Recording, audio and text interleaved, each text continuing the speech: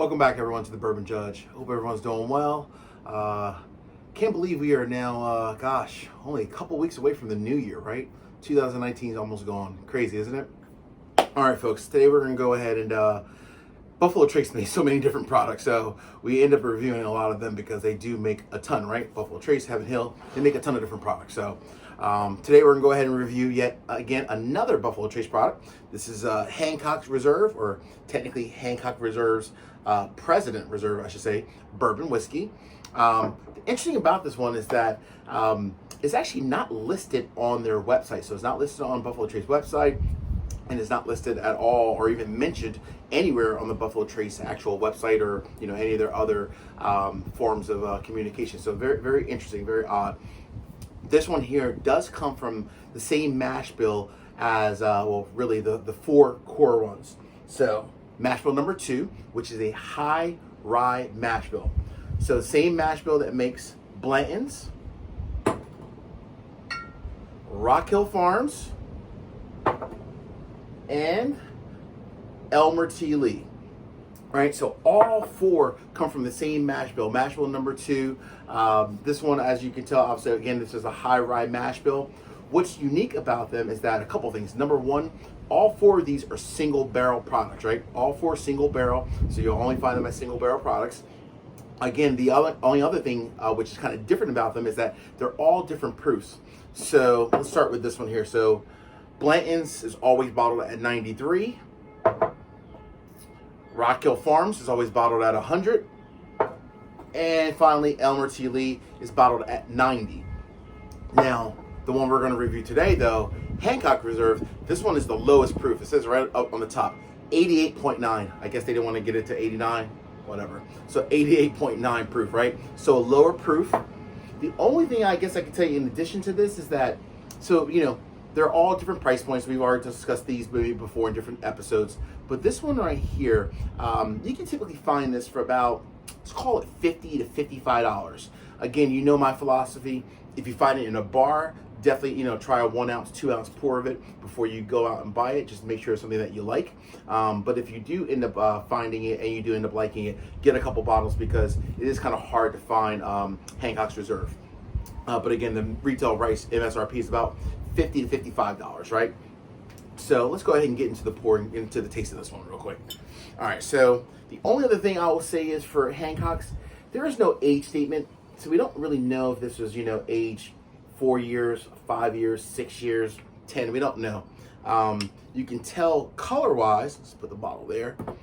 Color-wise, this is much lighter, almost like a very light honey brown color, very, very light compared to like the Blanton's, the Rock Hill, or even Elmer T. Lee, right? So lower proof.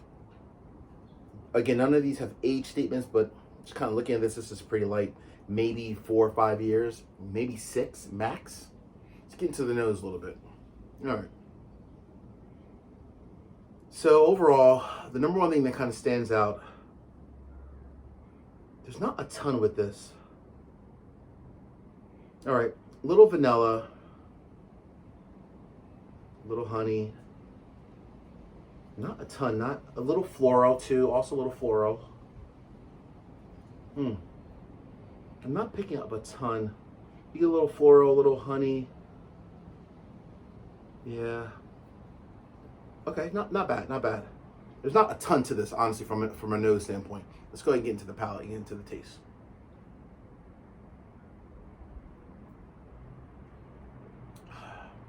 Okay, very clean, very sweet. The honey comes through, not the vanilla. The floral does also, the floral does as well, but just a little bit. This is a very smooth bourbon. So one thing I will say is that if you're someone that typically adds like your bourbon on the rocks, like with the ice cube and so forth, you may not need it with this, even though I typically prefer a stronger proof bourbon. So you would say, hey, Bourbon Judge, you're used to stronger bourbon or higher proof bourbons. That is true. But even this one, this is only 88.9. I honestly think even if you did end up trying this, you truly wouldn't need an ice cube and so forth. I mean, again, it's up to you. You're the customer, so it's your choice. But this is so light and smooth, you really don't need an ice cube. Let me go get a little bit more.